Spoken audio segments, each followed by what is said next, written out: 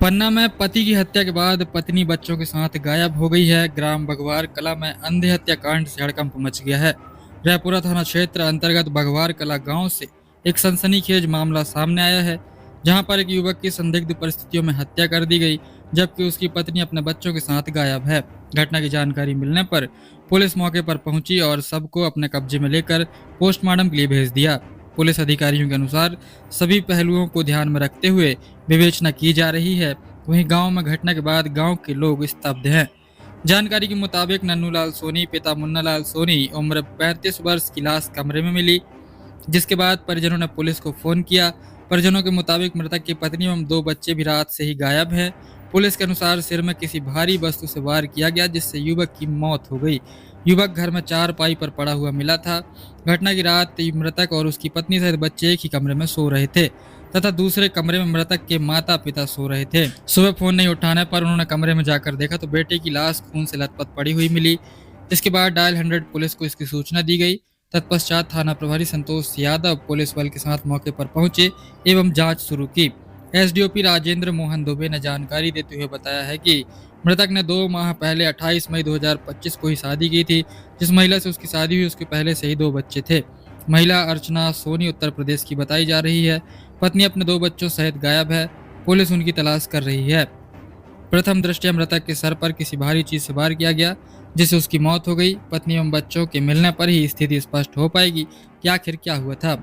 वहीं पुलिस मामला कायम कर मामले की जांच कर रही है। श्रीमान जी, रेवपुरा थाना अंतर्गत ग्राम बघवार में एक बड़ी घटना सामने आई है। क्या कैसी घटना है?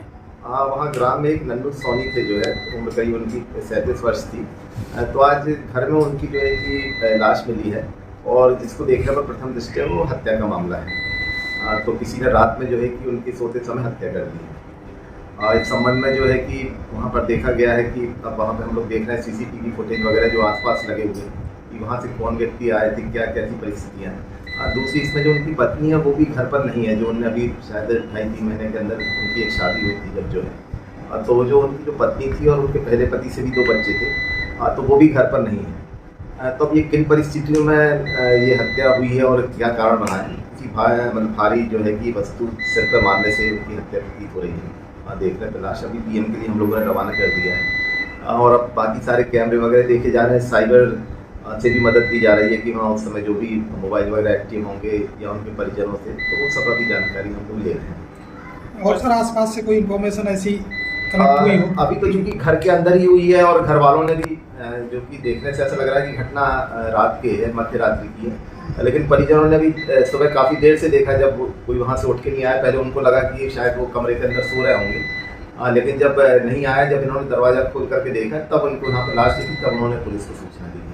परिवार वाले किस पे शक कर रहे हैं? शक तो नहीं, अभी तो उन्होंने बताया है कि चूंकि घटना की हुई, अभी तो चूंकि शोकाकुल थे और चूंकि उनकी पत्नी नहीं हो, किन परिस्थितियों में नहीं है जहाँ शादी हुई है। तो अब जब वो उनके बारे में जो उनका नंबर वगैरह वो भी देखा जा रहा है, कॉल डिटेल और इसके अलावा सीसीटीवी, तो बहुत जल्दी संभव है कि ये क्लियर हो जाएगा कि किस प्रकार की घटना हुई है और किसने। पत्नी कल तक थी, आज ही? हाँ, कल वो पत्नी थी, रात तक वो घर में थी और अभी सवेरे पत्नी और 2 बच्चे थे उनके जो है, तो वो दोनों घर पर नहीं है।